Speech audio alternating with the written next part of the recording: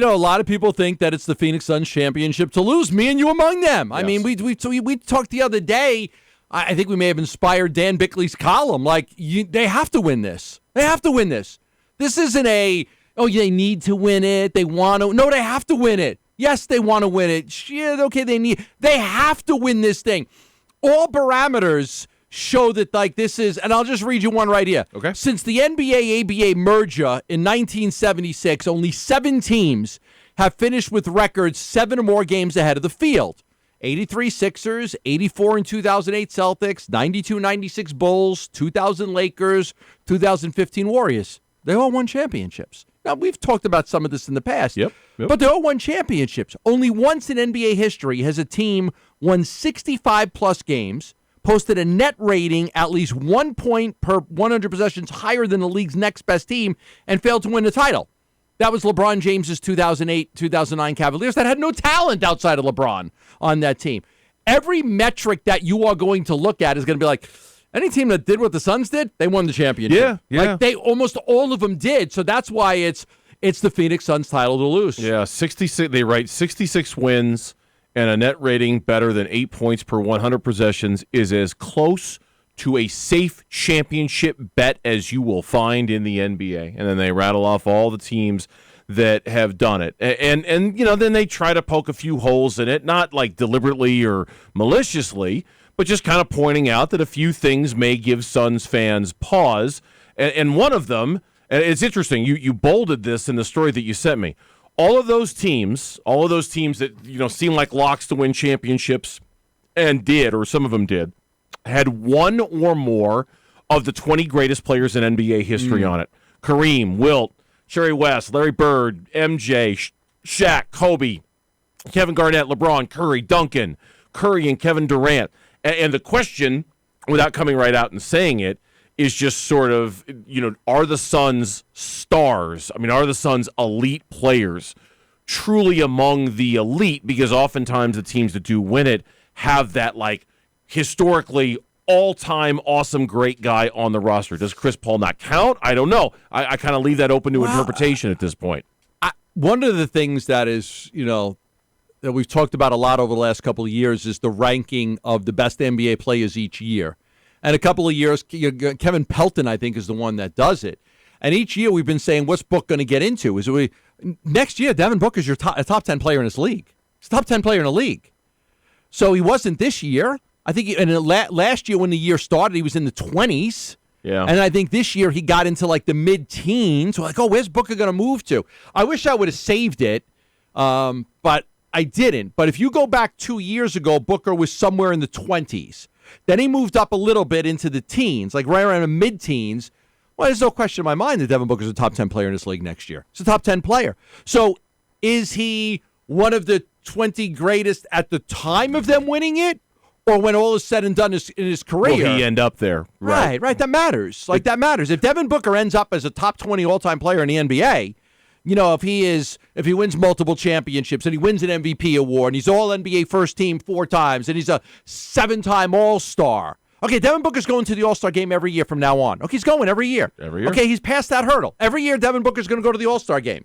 He is. And older players are going to start not going, right? Steph's getting old and LeBron's getting old. And you're seeing, like, if you go look at the All-Star game 4 years ago, and look at it now, a lot of these guys aren't going to make it anymore very soon. Some of them aren't making it now. So I think when all is said and done, we may look at Devin Booker as one of these players. And then if the Suns win a championship, somebody will say, all of these teams had one of the trade, and the Phoenix Suns will be included with Devin Booker. And they say as much in the story, quote, the moral of the story is that iconic players win championships. Just ask last year's Suns about Giannis Antetokounmpo. Paul would vault closer to the list of the 20 greatest players with a ring. We do not know where Booker will land among the all-time greats when his career is done, but a title at age 25 would, in their words, and to your point, quote, tear the roof off of his ceiling, close quote. Devin Booker's early in the book, man. He's early in the, you're reading a book and there's how many chapters are in a normal book? All right, depends on the book. 20, 40. Right? 20 chapters in a book. He's on chapter like 6 right now. Like, he's 25 years old. Mm-hmm. He's still going to be great at 26, 27, 28, 29, 30, 31, 32. Like, Like he's early in the book. Yes, he's very early in the book. And to have a title at age 25, it does. It tears the roof off of what we could expect from him and what we think could happen to him over the course of his career. Look, I think the Suns, are and should be the favorite. And this article is great that you sent me. I read another guy on Twitter today who said, I'm telling you right now, statistically, the comp for the Phoenix Suns, and it was interesting, is the 2014 San Antonio Spurs. He said you look at all of the main numbers, all of the deeper analytical numbers, and they're almost like exactly the same team as the 2014 Spurs, which, yes, won a championship. And, yeah, they were really, really good. They ended up with 62 wins that season. And I looked at their postseason run. All right, here's the 2014 Spurs. Okay? They won the first round over the Mavs 4-3. They went 7. They won the Western Conference semis in 5. They won the Western Conference Finals in 6. They won the NBA Finals over LeBron and the Heat in 5 games. That team... The first year of the Big Three in Miami. 7 games. They lost 7 games in the entire NBA playoffs. They went 16-7, which is, honestly... That's a lot of losses. They lost early, the first 3 round. games and then 2 games. Okay. Yeah, having to play Whatever, it doesn't matter how many series. you lose and how many you win. As long as you get to 16 wins, that's all that matters. But once they got past that first round, dare I say, they kind of cruised. They cruised past Portland. They relatively cruised past Oklahoma City. That series went 6, and they won the NBA Finals in 5 games over LeBron and the Miami Heat. That was that's Tony Parker. That's Tim Duncan, kind of an aging Tim Duncan. That's a very young Kawhi Leonard. That's Manu at the peak of his powers. That's Patty Mills. Boris Diaw was on that game. Danny, that was a really good basketball team. Really deep.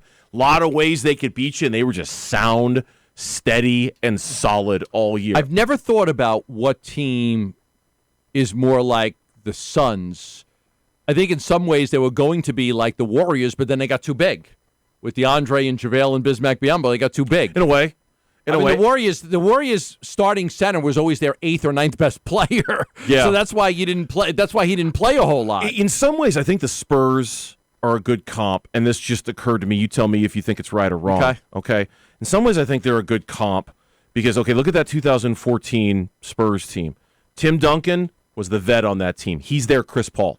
Right, Tim Duncan was there. Okay. I've been around a long time. I've seen a lot of stuff. I've won a lot of games. I'm following you. Kawhi Leonard, 2014 Kawhi Leonard was there. Devin Booker. Okay, was there? Man, this guy's going to be a star. This guy's going to be a stud.